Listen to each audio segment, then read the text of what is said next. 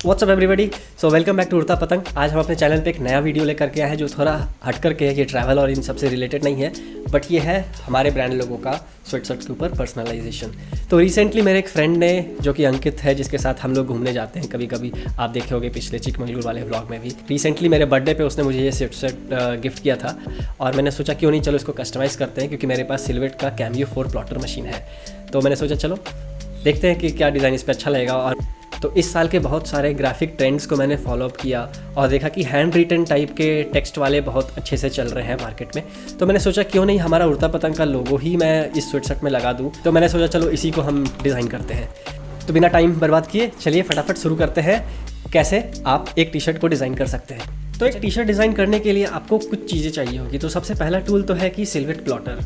ये एक plotting machine होती है जिसमें कि ब्लेड आपका एक्स एंड वाई डायरेक्शन में मूव करता है प्लेटफॉर्म के साथ, और वो विनाइल, स्टिकर्स और बहुत सारे तरह तरह के मटेरियल्स को कट करता है।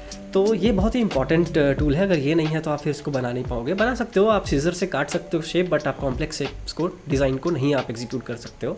तो इसीलिए प्लॉटिंग मशीन बहुत ज़रूरी है। और I think there are 2 brands which are very popular. One is Cricut and the other one is silhouette.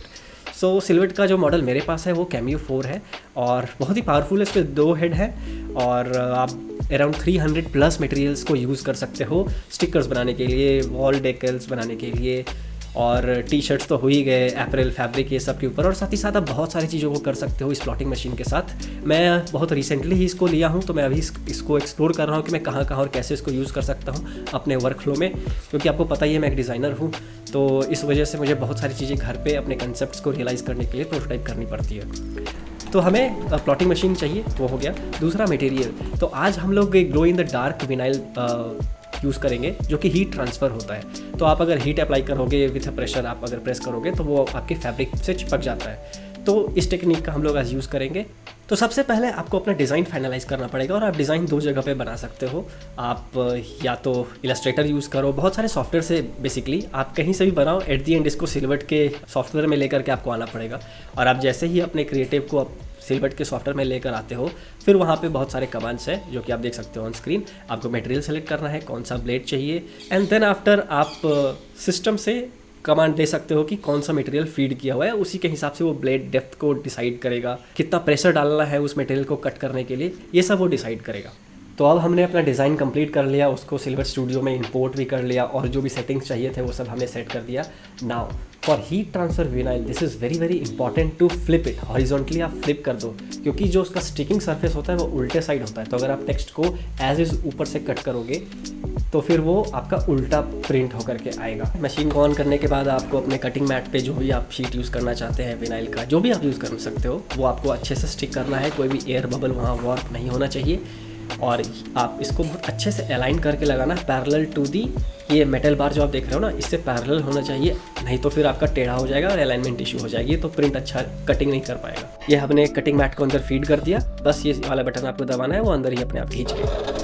और उसके बाद फिर आपको सिस्टम पे जाकर करके सेंड बटन दबाना है, ठीक है। जैसे आप सेंड करोगे ये ब्लेड अपने आप मूव होकर के जाएगा, और जितना ब्लेड डेप्थ चाहिए वो उतना खुद ही ऑटो ब्लेड सेट कर लेगा, ब्लेड डेप्थ एंड जो भी आपने प्रेशर सेट किया हुआ है। तो वो पैरामीटर्स के बाद वो अपना कटिंग स्टार्ट कर देगा। जैसे जॉब कंप्लीट होता है आप मशीन से अपना कटिंग मैट को निकाल लीजिए। अब जो नेक्स्ट स्टेप आपको बताने जा रहा हूँ, इसमें आपको जो है जो भी नेगेटिव स्पेसेस है उसको पील ऑफ करके निकाल देना है, ठीक है। तो ये जो बैकग्राउंड वाला एरिया है, ये सारे टेक्स्ट कह रहा हूँ, और जो अंदर में जो फीलिंग्स है वो सारे कट चुके होते हैं, तो वो सब आपको निकाल देना पड़ेगा। तो अपना विनाइल रेडी हो चुका है, और अब हम यहाँ पे इसको सरफेस पे लगाएंगे। तो ये सरफेस पे लगाने का सिंपल सा तरीका है, इसको हाफ फोल्ड करके क्रीज मार्क कर दो, तो कि आपका जो भी क्लोथिंग्स जो है उसके कॉलर के भी सेंटर से आप उसको अलाइन कर सकते हो। अलाइनमेंट बहुत ज़रूरी है, एक्स एंड वाई दोनों डायरेक्शन में, नहीं तो आपका टेढ़ा मेढ़ा लग जाएगा और सारा कपड़ा भी बर्बाद हो जाएगा, और इतना जो मेहनत आपने किया है वो सब कुछ वेस्ट हो जाएगा। तो ये बहुत ही इंपॉर्टेंट है कि अलाइनमेंट को ध्यान में रख करके आप सेट करें। तो चलिए हमने इसको चिपका दिया। मैंने स्कॉच टेप दोनों साइड से यूज़ किया हुआ है इसको, ताकि ये सरफेस पे चिपका रहे जब भी मैं इस पर आयरनिंग करूँगा।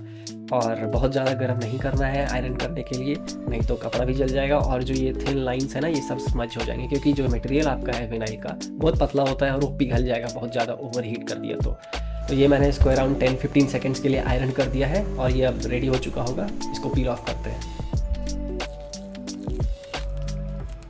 और ये रेडी हो गया। तो लगभग हमारा 90% काम हो चुका है। अब हम आपको दिखाएंगे मैजिक, कैसे ये दिखता है जब आप लाइट ऑफ करोगे। तो ये मैंने यूवी टॉर्च यूज़ किया हुआ है इसको चार्ज करने के लिए, क्योंकि यूवी वेवलेंथ से बहुत जल्दी glow in the dark materials charge हो जाते हैं। तो आप अगर सनलाइट है तो सनलाइट में रखो, या फिर यूवी लाइट है तो यूवी लाइट रखो, नहीं तो बहुत स्ट्रॉन्ग सोर्स ऑफ लाइट के सामने रखना होगा, तो अभी कुछ मिनटों तक आपका ग्लो करेगा अंधेरे में। तो ये देखिए।